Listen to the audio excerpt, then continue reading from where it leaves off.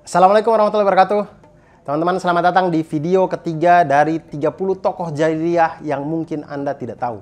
Nomor 15 tidak akan membuat Anda tercengang apalagi terguncang. Tokoh ketiga kita adalah Uqbah bin Abu Mu'id.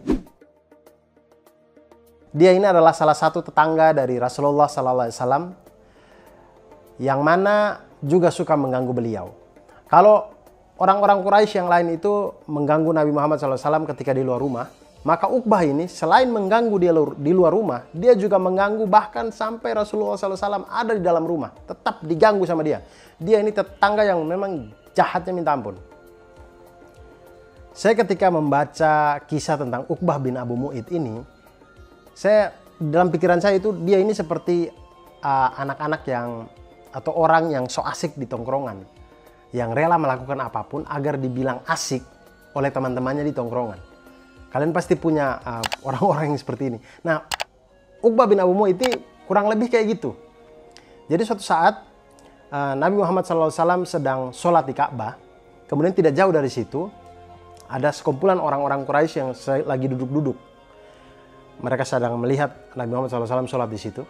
Mereka lagi duduk-duduk slow gitu, entah lagi menikmati senja, entah lagi main Mobile Legends atau apa, kurang tahu juga saya pada waktu itu. Nah, kemudian salah satu di antara mereka mengatakan kepada yang lain bahwa, siapakah di antara kalian yang berani untuk mengambil kotoran unta yang sudah disembelih di Bani Fulan, kemudian menaruh di punggung Muhammad ketika dia sedang sholat.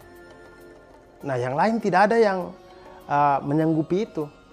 Lalu Uqbah bin Abu Mu'id inilah yang menyanggupi itu. Saya bisa, biarkan saya yang lakukan itu. Maka Uqbah bin Abu Mu'id ini mengambil kotoran unta itu. Kemudian ketika Nabi Muhammad SAW sedang sujud, dia menaruh kotoran unta itu di antara pundak beliau, jadi di punggung, ditaruh di punggung.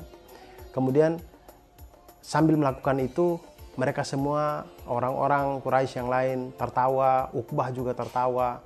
Bahkan di dalam kisah itu digambarkan bahwa mereka tertawa sampai badan mereka terguncang dan menyentuh badan teman yang di sebelahnya. Jadi tertawanya terbahak-bahak banget, yang ketawa yang pecah banget gitu karena melihat itu. Nah, Rasulullah SAW tidak bangun dari sujudnya sampai putri beliau Fatimah binti Muhammad itu datang kemudian membersihkan kotoran unta dari punggung beliau, barulah beliau bangun dari sujud. Rasulullah SAW kemudian bersabda, "Ya Allah, hukumlah orang-orang Quraisy ini." Rasulullah bahkan sampai mengucapkan ini 3 kali. Mereka yang awalnya tertawa terbahak-bahak langsung terdiam. Karena mereka tahu tempat di mana beliau sedang sholat itu adalah tempat di mana mustajabnya doa. Kemudian ditambah lagi mereka tahu track recordnya Nabi Muhammad SAW. Mereka tahu bahwa Nabi Muhammad SAW itu tidak pernah berbicara kecuali kejujuran. Maka ketika beliau mengatakan itu, mereka semua ini takut ketika itu terjadi. Selanjutnya kemudian beliau melanjutkan doa yang tadi dengan menambah nama mereka satu persatu. Termasuk dengan nama Uqbah bin Abu Mu'id ini. Nah, nanti kemudian nama-nama yang disebutkan Rasulullah SAW di doa ini, mereka semua inilah yang akan meninggal di perang Badar nanti.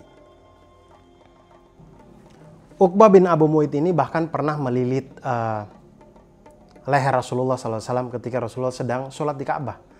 Jadi di waktu yang lain ketika Rasulullah SAW sedang sholat di Ka'bah, Uqbah bin Abu Mu'id ini datang kemudian melilit leher Rasulullah SAW dengan pakaiannya, kemudian dia menarik dengan keras sampai Rasulullah SAW tercekik. Kemudian tindakan ini diatasi oleh sahabat Nabi Muhammad SAW yaitu Abu Bakar As-Siddiq radhiyallahu an. Jadi Abu Bakar datang kemudian menyingkirkan Uqbah bin Abu Mu'id sambil berkata, "Betapa teganya engkau ingin membunuh orang yang mengatakan Tuhannya adalah Allah." Nah, Uqbah bin Abu Mu'id ini juga pernah diam-diam itu dia mendengar atau mengintip Nabi Muhammad SAW ketika membaca Al-Quran.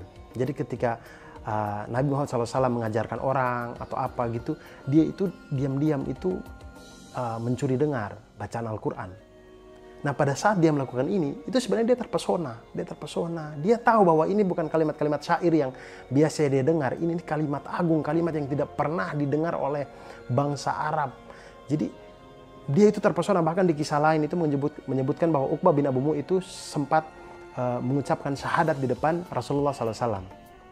Tapi ketika hal ini diketahui oleh sahabat karibnya, yaitu namanya Ubay bin Khalaf. Ubay bin Khalaf ini nanti kita ceritakan lagi, dia salah satu tokoh yang masuk di dalam list kita ini. Nah, ketika Ubay bin Khalaf tahu kejadian ini, dia itu ngejek-ngejek, dia bully si Uqbah ini. Dia bully, kemudian sampai dia katakan kepada Uqbah bin Abu Mu'id ini bahwa Uqbah, kalau untuk membuktikan kamu itu tidak suka dengan apa yang diajarkan Muhammad, cobalah ludahi wajahnya Muhammad gitu. Kemudian Uqbah ini ya, walaupun dia sudah syahadat, dia karena takut tidak asik lagi di tongkrongan, ya dia melakukan itu. Dia meludahi wajah dari Nabi Muhammad SAW. Di kisah yang lain disebutkan bahwa ketika dia meludah ini, ludahnya itu kembali kepada wajahnya, kemudian menyebabkan luka bakar yang tidak pernah sembuh sampai dia meninggal di Perang Badar. Teman-teman pasti ingat juga dengan kisah malam sebelum Rasulullah SAW hijrah ke Madinah.